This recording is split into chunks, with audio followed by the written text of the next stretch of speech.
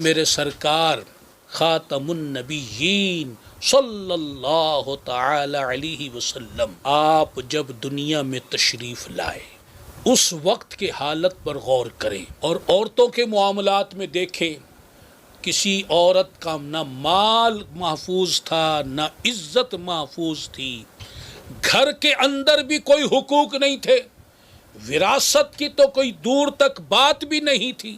اور اگر کسی کو طلاق ہو جاتی، کسی کا شوہر مر جاتا تو عدت کا معاملہ کیا تھا؟ ایک اندھیری چھوٹی سی کوٹھڑی میں اس کو قید کر دیا جاتا جب تک عدت تھی، اور وہ اسی اندھیری کوٹھڑی میں رہتی، وہیں کھانا پینا سونا جاگنا، وہیں پر رفع حاجت کرنا اس کا سلسلہ تھا.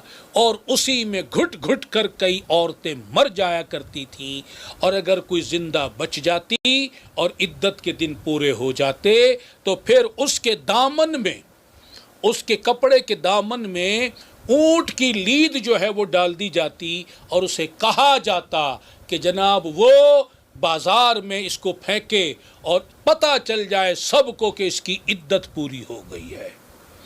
الامان والحفیظ، الامان والحفیظ.